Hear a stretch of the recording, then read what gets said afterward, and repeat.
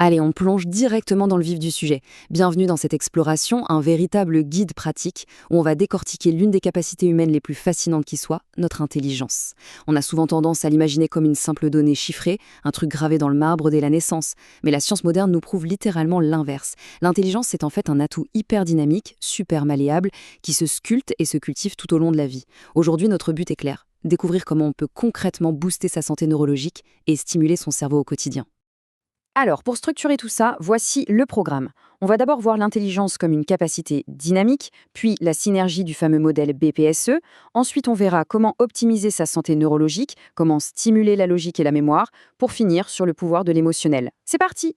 Première étape de notre parcours, l'intelligence vue comme une capacité dynamique. L'idée ici, c'est de briser une bonne fois pour toutes ce mythe de l'intelligence figée. C'est une question qu'on doit absolument se poser. L'intelligence est-elle réellement figée pour la vie?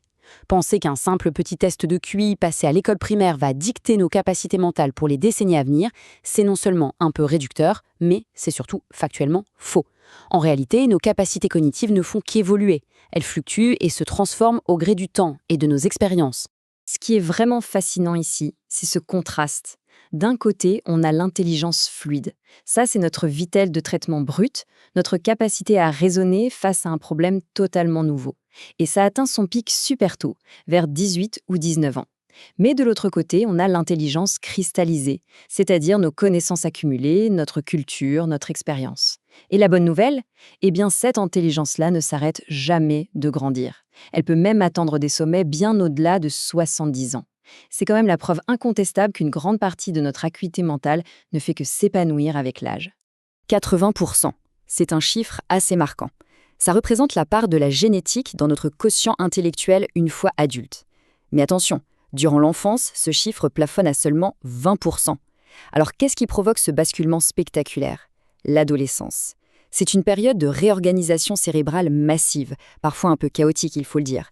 C'est là que notre environnement, notre éducation et nos habitudes de vie viennent s'entremêler avec notre ADN pour consolider progressivement notre potentiel intellectuel. Passons à la deuxième section, la synergie du modèle BPCE, autrement dit, le cadre holistique du développement cognitif. Alors, le modèle BPSE, c'est quoi exactement?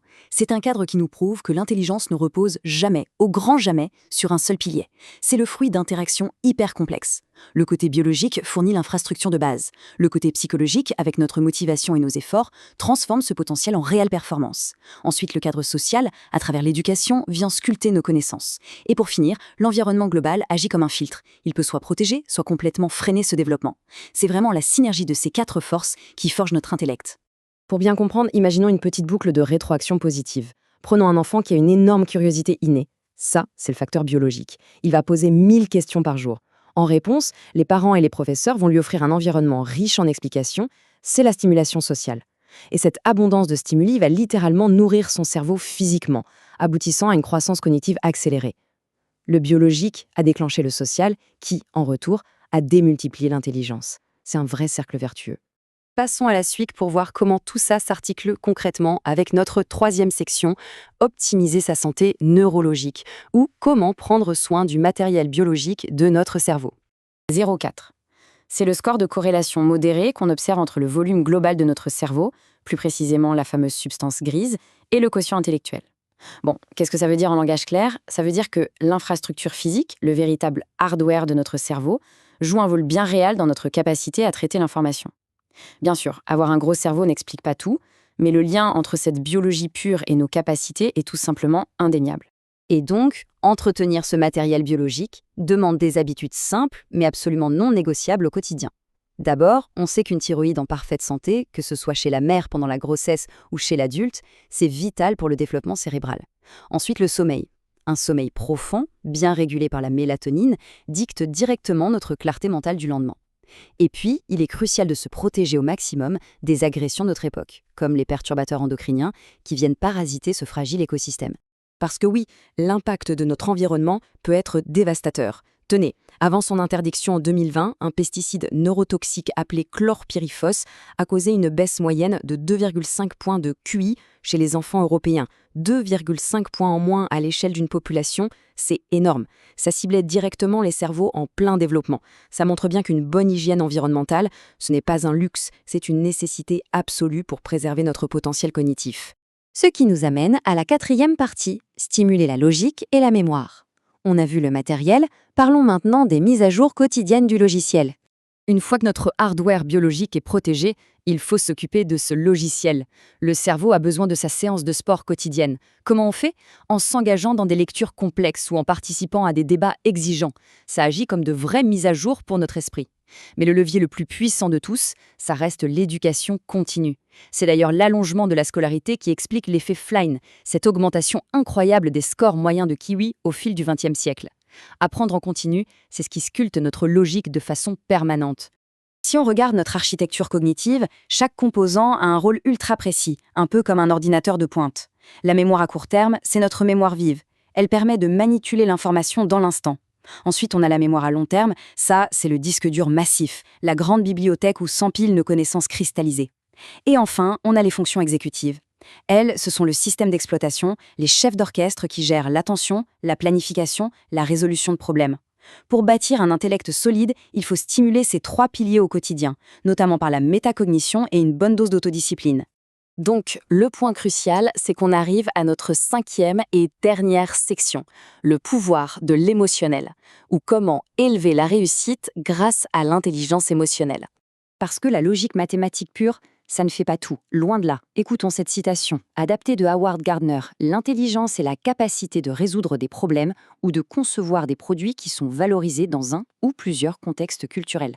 C'est brillant, car ça rappelle qu'il n'y a pas d'intelligence purement hors sol ou acculturelle.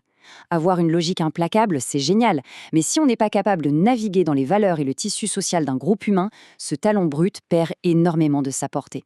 Et c'est là qu'intervient ce célèbre modèle de Daniel Goleman qui découpe l'intelligence émotionnelle en 4 sphères essentielles. D'abord, la conscience de soi. Ensuite, la maîtrise de ses propres impulsions. Puis, la conscience sociale, c'est-à-dire l'empathie. Et enfin, la gestion des relations. Le truc le plus dingue avec ça, eh bien, contrairement à notre vitesse de traitement cérébral brute qui a tendance à décliner après l'adolescence, ces compétences émotionnelles peuvent s'apprendre, se modeler et s'affûter à n'importe quel âge, simplement avec de la pratique. Dans le monde professionnel, cette intelligence interpersonnelle, c'est littéralement l'accélérateur ultime de la réussite. Les meilleurs leaders ne sont pas forcément ceux qui ont le QI le plus élevé, ce sont ceux qui savent anticiper les intentions, qui captent les règles invisibles au sein d'une organisation et qui créent un vrai climat de coopération. Et surtout, ils utilisent ce qu'on appelle l'empathie cognitive. Ils comprennent parfaitement les besoins des autres, mais gardent assez de recul pour ne pas tomber dans l'épuisement émotionnel. C'est la clé de voûte de toute dynamique de groupe. Et ça illustre brillamment le cœur même de ce qu'on vient d'explorer. Développer son intelligence, ce n'est pas une fatalité génétique sur laquelle on n'aurait aucun contrôle. C'est un cheminement continu. Protéger son équilibre biologique au quotidien, s'imposer une rigueur joyeuse dans l'apprentissage de nouvelles choses et cultiver une vraie finesse émotionnelle envers les autres, ce sont exactement ces leviers qui permettent de transformer un simple potentiel de départ en un accomplissement totalement éclatant. Pour conclure, voici une petite réflexion à garder dans un coin de la tête. Face à la complexité de notre monde, que signifie réellement être intelligent aujourd'hui? Ce n'est clairement plus juste un score sur une feuille de papier. C'est cet équilibre subtil et puissant entre une pensée agile, une culture riche et cette capacité profondément humaine à se connecter aux autres. L'esprit est l'outil le plus extraordinaire qu'on ait à disposition. À nous de le forger.